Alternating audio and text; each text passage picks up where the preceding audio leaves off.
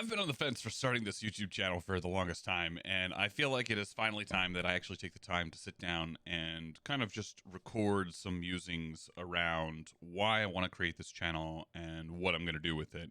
My name is Drew Hitchcock. I am a YouTube consultant. I help people grow their channels, and as you can probably tell, I'm just now starting the process of growing my own. And it's been it's taken a journey to get finally hit the record button and actually sit down and think through, like, what is it that I'm actually doing this for, and why does it matter to you? Because at the end of the day, when people are creating content, there are really kind of three buckets that most people fall into. Well, actually, technically there are four, but three that have like genuine motive, and then one that is just completely self-serving.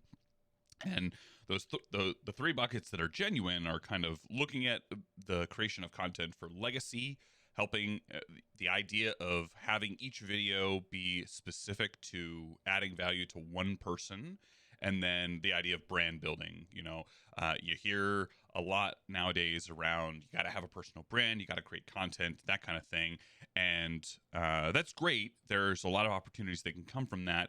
But if you're simply doing it and thinking through the process of building a brand with the intention of how can I extract value, you'll find yourself fall on your face like I have several times. And honestly, it wasn't until I came to the realization that you have to look at everything from the perspective of how can I add value to somebody and how can I truly give before the money actually starts to come your way. So I've been in business since 2016. My business has gone a lot of different places.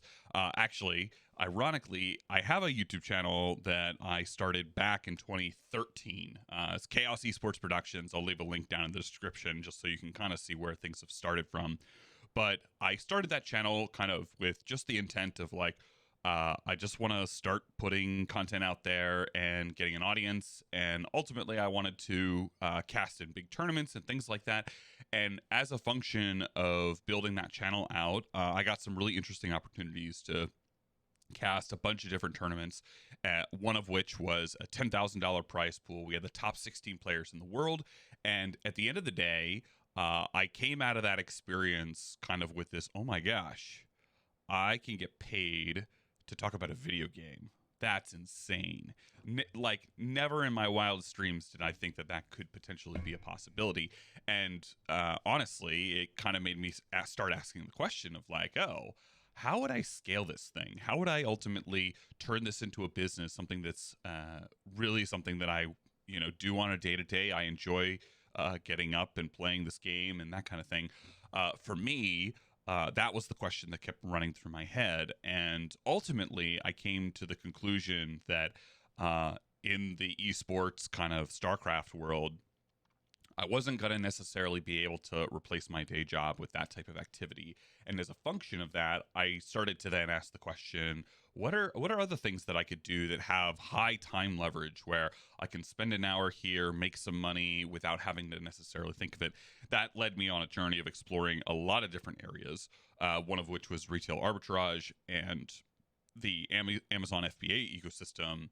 And then throughout that journey, like I said, I went through several businesses and ultimately landed on the YouTube consulting because after running a channel for 2 years, I had a general idea of like how you needed to title things in order to get it to show up in YouTube search, and how do I position things from a thumbnail perspective in order to get people to click on the video. And those were the skills that then put me in a position where when the right opportunity came, I had stumbled upon an author who was putting out content but not getting a lot of traction, and I reached out or had a connection to reach out and that kind of thing, and we can go more into that story later. And that's ultimately what led to me doing what I do today.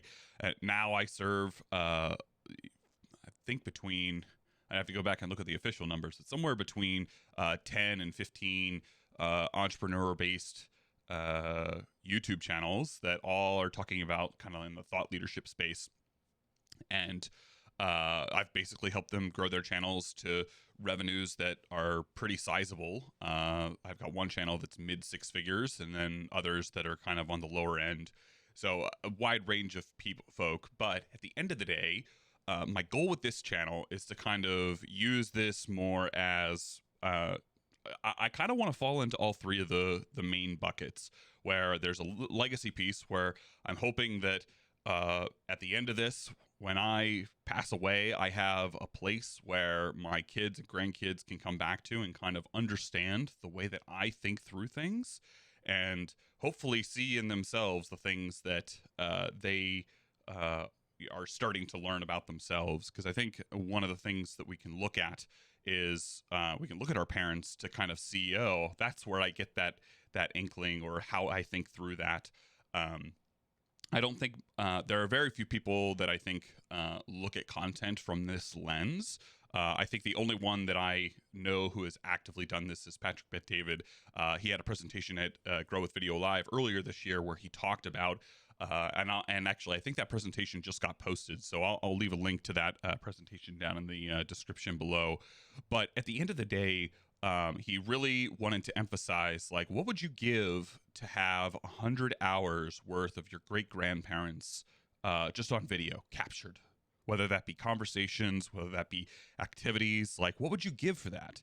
And at the end of the day, when you think through it, like for me, while I didn't necessarily, I had some time with my grandparents, but I wasn't old enough to have kind of those deeper conversations to understand like how they would think about life and those type of things. So that's kind of one piece of this. The other piece is at the end of the day, we all have 24 hours in the day, and content is one of the few means that we can actually leverage our time, where we can create something once, and that then becomes a reference point where people can go back and refer to that information over and over and over again.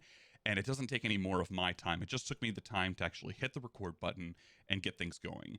And I think a lot of people underestimate and undervalue that ability, because, like I said, at the end of the day, we all have the same amount of time. And if we can find a way to create a leverage point, I think like there's endless possibilities of where you can go.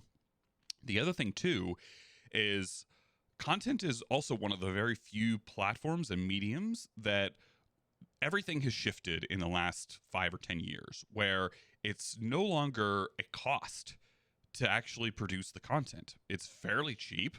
This setup here, well, yes, it may have cost a couple $1,000 to get it all set up. At the end of the day, I've accumulated a lot of this stuff over the years, and as a function of that, I now have the ability to just hit record something, and it be put out, and I can upload this to YouTube, no big deal.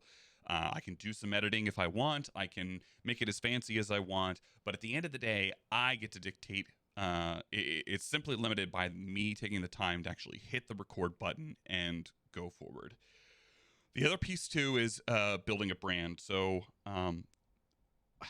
I think, who was it? So at Grow with Video Live, one of the things that they talked about specifically was, if you look at Gary Vaynerchuk, if you don't know him, is an entrepreneur. He's got a pretty big channel, pretty big following across all the platforms. One of the things that's really interesting about his career is when he started building VaynerMedia and built that to a sizable amount and started to build out his personal brand, as time goes on and his brand gets bigger, any deal or any business that he builds has that much more leverage as a function of his personal brand. It gives him the ability to point people in the direction of like, hey, if you're interested in this, like when he built Empathy Wines, he knew not every single person in his audience was going to be a wine connoisseur, but because he started with wine, and that's where his audience really started. And there goes the back of my window. Because he started there, it gave him a lot of leverage that when he started his wine brand, he already had that first customer base, which then catapulted and spiraled everything that Empathy Wines did, which ultimately turned that into a 9-figure business that he then exited 3 years later. So he was able to very quickly build a brand, get it to critical mass, and then he had the opportunity, if he wanted to keep it, he could. If he just let it go, it wasn't the end of the world. And because he had his personal brand behind it, he could then move on to another project. Now he's doing VFriends. VFriends has already done 9 figures. And it's just an IP company. And the reason why I say it's just an IP company is it's done 9 figures without any products. I mean, the NFTs are kind of products, but it's done 9 figures with very minimal effort, because people look at it as, when I buy a VFriend or a Series 2, they look at it as, this is an investment into Gary, as a, I've gotten so much value and just want to give something because of the value that I've gotten from this guy. And I think it's a much different mentality. So the question is like, what content can I create in order to get that level of reciprocity in the future? Do I want to turn this into a business? Sure. Do I want to get paid for doing this? Sure. But at the end of the day, that is the money is irrelevant. At the end of the day, my goal simply with this channel is to help you understand that there are 2 to 3 areas that I kind of want to focus on in this channel. One, the personal finance side of things. While, yes, there are a lot of personal finance YouTubers, I think there are not many people who look at it from like a more mechanical structure perspective. A lot of people just reiterate like the typical Dave Ramsey philosophy of, save 10%, get your emergency fund, have a budget, that kind of thing. And that is helpful for some people who are off the rails, but you very quickly get into a mindset where you're scrimping and saving, and there's really not much growth mindedness associated with that thought process. So I really want to hit on the personal finance side of things and kind of walk through what my experience has been like, because honestly, things have been all over the place for me. Obviously, I went through kind of like the traditional path of like growing up, going to college, getting a full-time job after. I worked in the corporate world for 10 years before I got laid off. And then what did that transition from getting laid off into entrepreneurship and starting and running my own business, and then taking my business to 5x what I was making at my corporate job?